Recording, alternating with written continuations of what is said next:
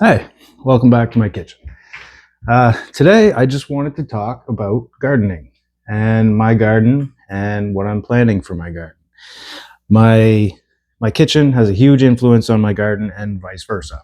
My garden influences my kitchen, what I cook and what I eat. I grow what I eat, and I cook what I grow.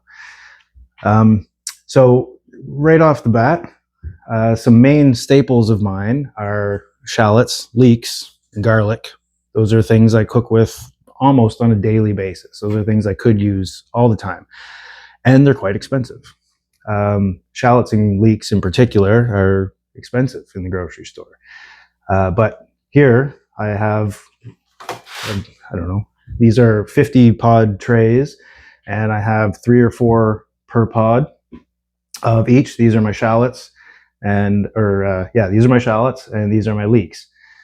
I'm showing you these in particular because I start those extra early. I noticed in previous years that there was a huge difference between the shallots that I started early, say in March, and the ones that I started later in April, May. So I'm doing the same thing with my leeks because they can grow indoors in small pots under lights, even on a windowsill. A nice south-facing window works great. What I wanted to show you today was just some simple my up potting. See, I have these in these small pods now, but they're about ready to go up into bigger pots. And what I have here is I got a couple different options. These are little 3-inch pots that fit in a tray here.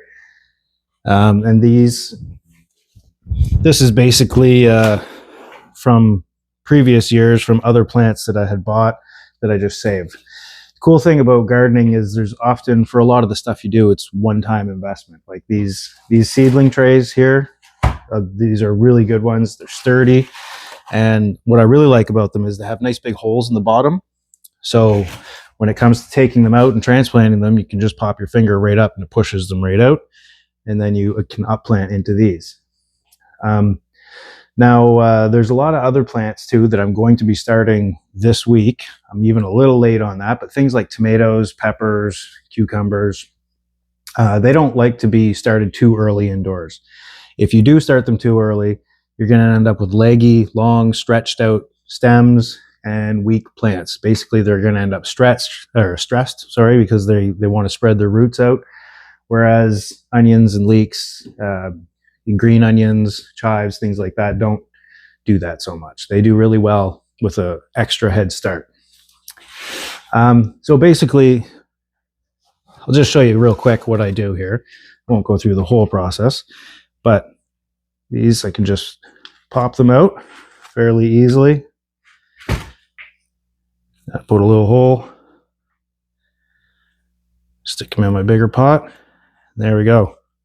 We're good to go for like another month. So that's basically the whole process there. I'm going to water them in. I'm going to do up these whole trays, and I'm going to have, 50 pods, 3 or 4 per. So I'm looking at 150 upwards of possibly even 200 of each plant, which sounds like a lot. However, like shallots, for instance, will last me. I still have shallots from my garden last year that I haven't used yet. They will last me all year. And to me, that's the best way to go. Things like tomatoes, peppers, and cucumbers, again, I limit how much I grow because they don't store well. I mean, if you're making tomato sauce, freezing, things like that, or if you're drying peppers, that's great. Then do all you need. I, for instance, still have chilies from last year that are still dried out. So I really don't need to grow much more this year. I might do 1 plant of Thai chilies, which is something I like to have kicking around, maybe some cayenne, and then I do some sweet peppers, some tomatoes. But other things I like to grow are things that store well. Turnips and cabbages are great. Beets, awesome, because I can store them in a little, either you can make yourself a little cold room or sometimes just a wooden box in a dark, cool place. There's different ways of storing them too. Carrots also fall into that category. You can store them in sand, sawdust.